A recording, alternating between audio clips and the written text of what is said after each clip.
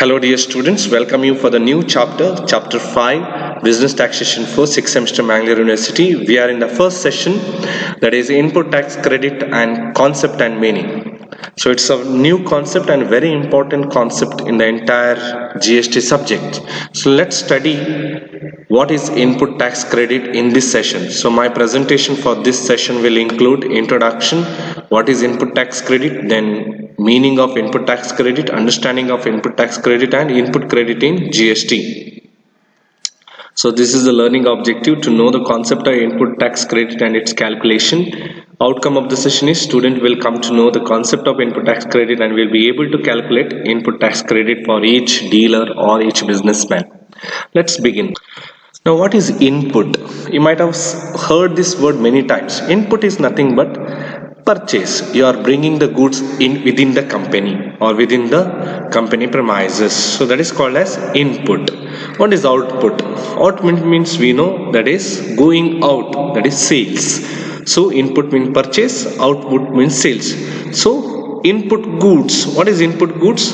So any goods other than capital goods which are used by the supplier in his business. So capital goods are excluded from input because it is these goods are daily in nature. Daily you are buying, daily for the purpose of producing or converting the raw material into finished goods.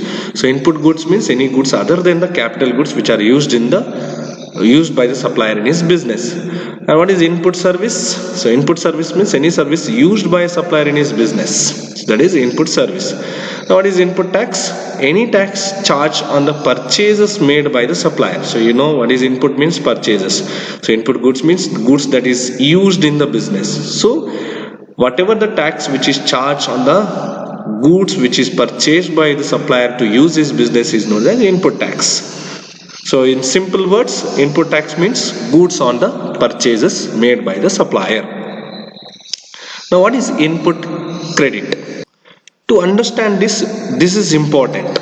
Input. So when you are purchasing the goods, you are paying the tax to the output seller, that is seller. When you are purchasing the goods, you are paying the tax to the seller. And when you are selling the goods, you are collecting the tax from the purchaser. This concept is very important. When you are purchasing the goods, you are giving the tax to the seller.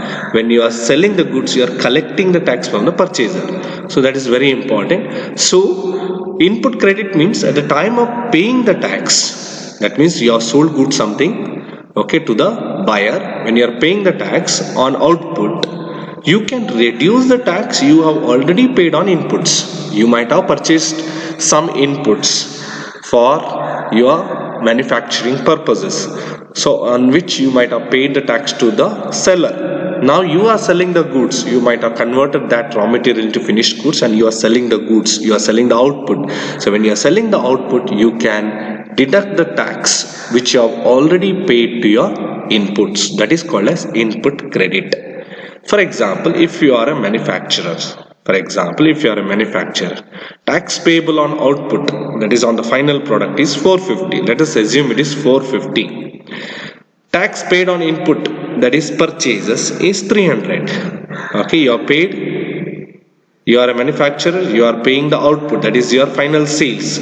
On final sales, you have to pay how much? 450 to the government. And tax paid on input, you have already paid tax to while buying the goods from the seller, that is 300. Now this 300 can be deducted while paying the tax on output, that is 450. So original tax liability is not 450, it is 450 minus 300, that is 150. So now you can claim the input credit of 300 and you only need to deposit 150. So that is input credit. So that is credit on the purchases. Tax on the purchases, you can claim it as a credit while paying the tax on output. Meaning of input tax credit. So according to section 2 subsection 63 of GST Act, input tax credit means when a manufacturer pays the tax on his output. We have seen in the previous slide, when a manufacturer pays the tax on his output, he can deduct the tax he previously paid on the input that he has purchased. So whenever if he had purchased input, then whatever the tax paid on input can be deducted while paying the tax on output. Very simple. That is the meaning of input tax credit. So this is the understanding, detailed understanding of input tax credit. Let's understand this figure. This figure I have taken from Clear Tax GST. Now this is the purchases that you make, this is the sales that you make. So while making the purchases from A, you are paying a tax of rupees 100. While purchasing from B, you are paying a tax of 120. While purchasing from C, you are paying a tax of rupees 80. Okay, 100 plus 120 plus 80. Total is how much? 300 rupees you have paid as a tax while making a purchase. You have purchased some inputs and you have paid the tax. Now you are making a finished product and you are selling it. That is output. And tax on output is 450 rupees. 450. Now this 450 will have to be deposited with the government. You are collecting this from your customer and your 450 are collected while making the sale. Now while depositing it to the government, whatever the tax that you have paid on input can be deducted. So therefore tax to be paid by the manufacturer, rupees 450 less tax paid on input, that is 100, 120, rupees 80, that is 300, that is 150. So this is a detailed understanding of input tax credit. Very simple. Now input credit in GST. Now who is eligible to get input tax credit? Who is in the sense only the person who is registered under GST. Such person is eligible to receive the input tax credit. So input tax credit mechanism is available when someone is covered under GST Act. But if you are covered in composition scheme, you are not eligible to receive or get the benefit of input credit. So which means if you are a manufacturer or supplier or agent or e-commerce operator or aggregator or any of the person registered under GST by any nature is eligible to claim input credit for the tax paid by them on their purchases. How to claim input credit under GST? What are the documents required?